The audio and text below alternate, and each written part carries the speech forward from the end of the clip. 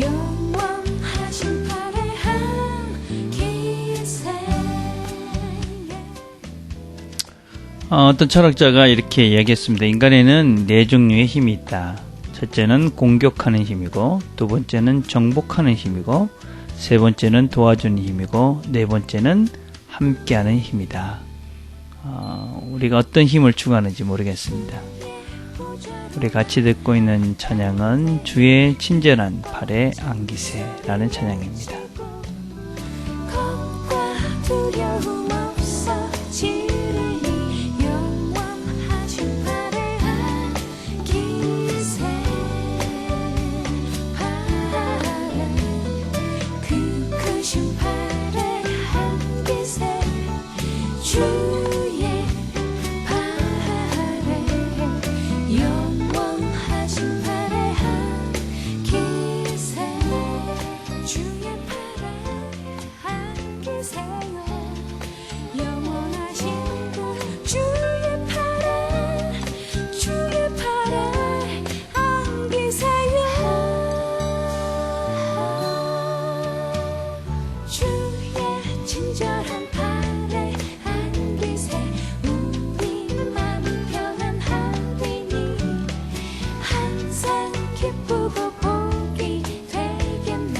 영원하신 팔에 안기세. 하나님 아버지 감사합니다. 오늘도 하루를 시작합니다. 오늘 하루도 우리가 주님 팔 안에 또 다른 사람들과 함께하는 그런 좋은 하루가 될 수 있도록 하나님 도와주옵소서. 예수님의 이름으로 기도드립니다. 아멘. 오늘 우리 같이 나눌 말씀은 마태복음 23장 27절부터 36절까지의 말씀입니다. 마태복음 23장 27절부터 36절입니다. 제가 봉독하겠습니다. 화 있을진저 외식하는 서기관들과 바리새인들이여, 회칠한 무덤 같으니 겉으로는 아름답게 보이나 그 안에는 죽은 사람의 뼈와 모든 더러운 것이 가득하도다. 이와 같이 너희도 겉으로는 사람에게 옳게 보이되 안으로는 외식과 불법이 가득하도다. 화 있을진저 외식하는 서기관들과 바리새인들이여, 너희는 선지자들의 무덤을 만들고 의인들의 비석을 꾸미어 이르되, 만일 우리가 조상 때에 있었더라면 우리는 그들이 선지자의 피를 흘리는데 참여하지 아니하였으리라 하니, 그러면 너희가 선지자를 죽인 자의 자손임을 스스로 증명함이로다. 너희가 너희 조상의 분량을 채우라. 뱀들아, 독사의 새끼들아, 너희가 어떻게 지옥의 판결을 피하겠느냐. 그러므로 내가 너희에게 선지자들과 지혜 있는 자들과 서기관들을 보내매 너희가 그 중에서 더러는 죽이거나 십자가에 못 박고 주 중에서 더러 너희 회장에서 회책질을 하고 이 동네에서 저 동네로 따라다니며 박해하리라. 그러므로 의인 아벨의 피로부터 성전과 제단 사이에서 너희가 죽인 바라가의 아들 사갈의 피까지 땅 위에서 흘린 의로운 피가 다 너희에게 돌아가리라. 내가 진실로 너에게 이르노니 이것이 다 이 세대에 돌아가리라. 아멘. 우리가 지금 계속 살펴보고 있는 말씀은 이 바리새인들과 서기관들의 잘못들을 지적하시면서 주님께서 화가 있을진저 이런 사람들은 이런 벌을 받게 될 것이다 하는 말씀들을 살펴보고 있습니다. 오늘은 결론적으로 외식하는 자들, 불법이 가득한 자들, 그리고 의인들을 죽이고 선지자들을 죽인 자들, 그런 자들은 결국은 그 피가 그들에게 돌아가게 될 것이고 결국은 지옥의 판결을 받게 될 것이다 하는 것입니다. 우리가 이런 본문들을 보면 참으로 참 무섭기도 하고, 또 주님께서 왜 이렇게까지 강하게 말씀을 하시나. 독사의 새끼들아, 어떻게 지옥의 판결을 피하겠느냐. 결국 독사의 새끼들은 너희들 지옥에 가게 될 것이다. 이런 말씀입니다. 이런 말씀들을 우리가 보면 주님께서 이렇게 심하게 말씀하시나 이렇게 말씀하실 수 있겠지만, 우리는 그 말씀들을 보면서 기억해야 될 것은 이것이 지옥에 간다, 지옥에 가라 이런 말씀이 아니고, 우리가 이런 것들을 들으며 이런 것들을 보면서 우리가 정신을 차리고 바르게 살아야 된다 하는 말씀이라는 것을 명심해야만 합니다. 그래서 우리가 이런 바리새인과 서기관들이 살았던 그런 외식하는 모습들, 불법을 행하는 모습들, 선지자들을 죽이는 모습들, 그리고 어떤 면에서는 바른 사람들을 박해하는 이런 모습들, 그래서 거룩한 사람, 의로운 사람들을 죽음까지 몰아넣었던 이들은 결국은 죽을 수밖에 없는 지옥의 판결을 받게 되는 것인데, 너희들은 이러한 모습을 보면서 너희들은 이렇게 살지 말기를 바란다 하는 것이 바로 주님께서 우리에게 하시는 말씀입니다. 우리는 본문에 있는 것처럼 이 바리새인과 또 사기꾼들, 유대인들이 자기들이 하나님께서 보내신 이런 선지자들을 또 궁극적으로는 하나님의 아들까지 죽인 자들입니다. 왜 그렇게 하게 되었습니까? 계속적으로 반복적으로 얘기하는 것은 외식하는 자들, 그 속이 변하지 않고 그 안이 불법으로 가득 차 있는 자들, 이런 자들은 결국은 어쩔 수 없이 하나님의 버림을 받게 되어지고, 어떤 면에서 진정한 평화를 이루지 못하고, 어떤 면에서는 분쟁을 만들고 사람들에게 전쟁을 만들고, 그래서 사람들을 죽이는 그런 자리에까지 이른다 하는 것입니다. 그래서 우리가 이 외식하지 않기 위해서 우리 안에 있는 불법, 더러운 것들을 속히 정리하고 깨끗이 해야만이 우리가 진정한 이 지옥의 판결에서 벗어날 수 있다라는 것을 우리가 기억해야만 합니다. 그래서 우리는 이 말씀이 이 팔복에 있는 7번째 예복과는 정반대되는 자의 삶이다 하는 것을 우리가 볼 수 있습니다.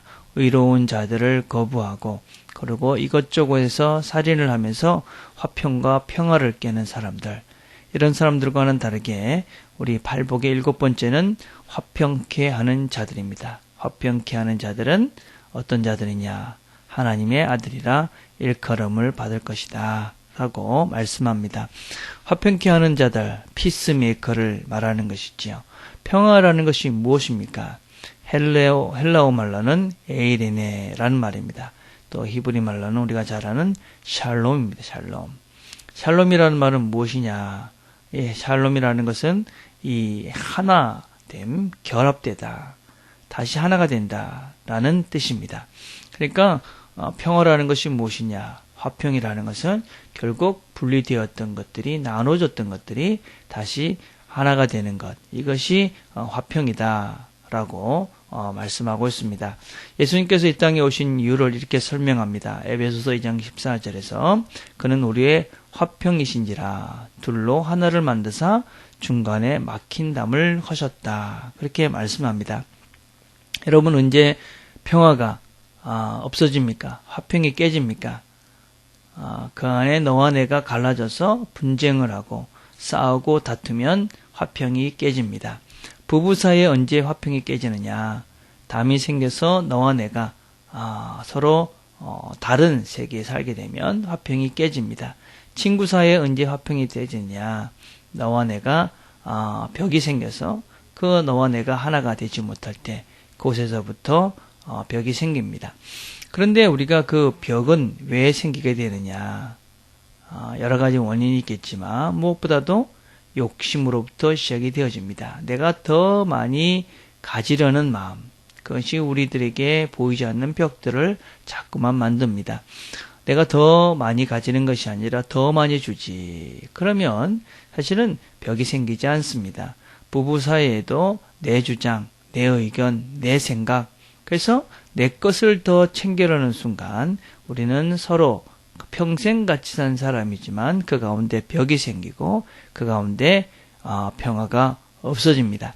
그래서 사실은 욕심이 많은 사람들은 많은 벽이 있습니다. 벽이 있는 것만큼 사실은 할 수 없는 사람들이 많아지는 것이고, 할 수 없는 사람이 많다라는 것은 사실 나와 분쟁 관계에 있는, 다툼 관계에 있는 사람들이 많다는 것이고, 그만큼 나는 불안하고, 그만큼 나는 안심하지 못하고, 또 그만큼 나는 행복하지 못합니다. 여러분, 나를 대적하는 사람들이 곳곳에 있다. 그럼 어떻게 되겠습니까? 불안한 것이지요. 언제 누군가 나를 공격할지 모르고, 언제 나를 힘들게 할지 모르기 때문에 우리는 늘 불안합니다. 그러니 화평을 누릴 수가 없는 것이지요.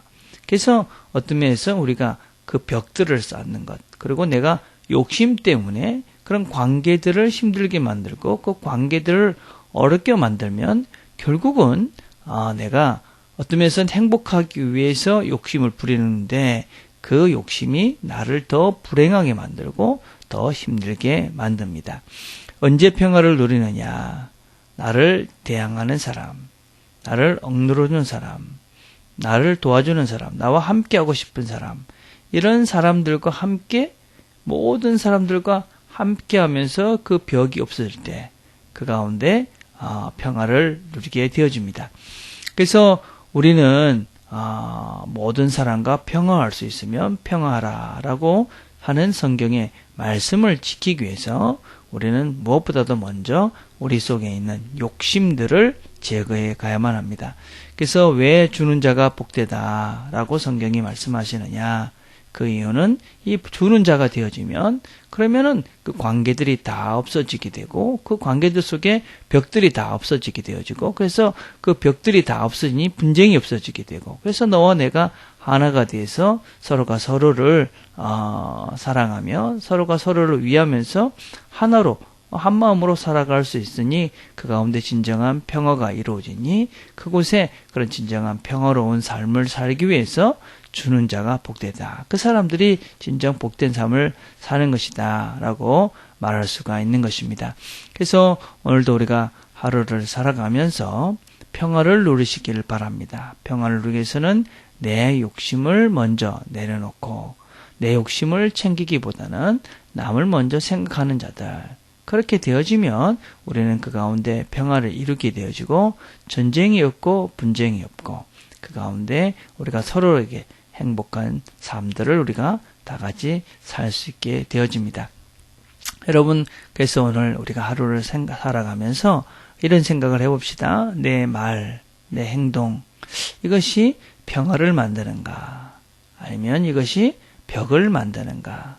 나의 이 말 한마디가 다른 사람과 나의 관계, 아니면 다른 사람과 다른 사람의 관계 속에 벽을 만들게 하고 분쟁을 만들게 하고 다툼을 만들게 하는 말인가?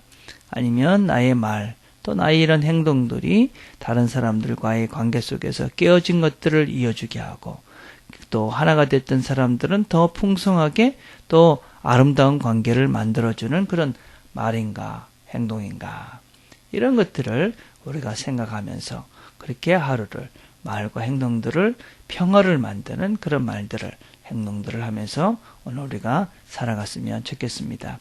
오늘 우리의 말 한마디 또 행동 하나가 하나님의 자녀가 되게 하기도 하고 사단의 도구로 사용이 될 수 있는 분쟁하고 나누어지게 할 수 있는 그래서 그 가운데 다툼과 그래서 그 가운데 악을 만들어낼 수 있는 말과 행동이 될 수 있음을 기억하길 바랍니다. 오늘도 우리가 말과 행동에서 모든 관계들을 회복시키는 하나 만드는 그런 아름다운 말들, 사람들이 다 되어져서 피스메이커로 말과 행동들을 해감으로 평화를 만들어가는 우리 주변 모두를 하나로 만들어가는 하나님과의 관계 속에서 하나를 만들고 우리 인간들 사이 속에서도 아름다운 그런 하나를 만들어가는 그런 피스메이커로서의 하루를 살아가는 저와 여러분들이 다 되기를 간절히 바라겠습니다. 기도하겠습니다. 하나님 아버지 참 감사합니다. 오늘도 우리가 하루를 살아갑니다. 하나님께서 우리를 도우셔서 우리가 말과 행동을 할 때마다 하나님 말씀이 기억나게 하셔서 또 성령께서 우리를 도우셔서 우리의 말과 행동을 통해 이 땅에 평화를 만들고 화평을 만들고 그래서 하나님의 자녀로서 피스메이커로서의 삶을 살아가는 우리 모든 식구들이 될 수 있도록 하나님 축복해 주시옵소서. 그래서 하나님 아버지 우리 모든 트리니티 식구들이 있는 곳마다 평화와 화평과 하나님 주시는 진정한 기쁨이 있는 날이 되도록 아버지 축복해 주시옵소서. 예수님의 이름으로 기도드립니다. 아멘. 오늘 우리가 함께 기도할 것은 오늘은 우리가 목요일입니다. 벌써 한 주의 절반이 넘어갔습니다. 여러분 주변에서 힘들어하는 사람들과 또 혹시 여러분이 기도하시면서 내가 피스메이커로 관계를 회복해야 될 그런 사람들이 있다면 그런 사람들을 생각하면서 우리가 간절히 기도합시다. 하나님, 저를 통해서 제가 하나님의 자녀로 이런 평화를 만드는 그런 사람이 되게 해주십시오.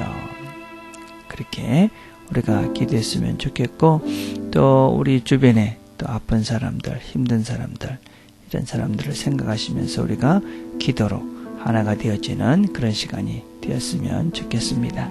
개인적으로 기도하는 시간들을 갖겠습니다.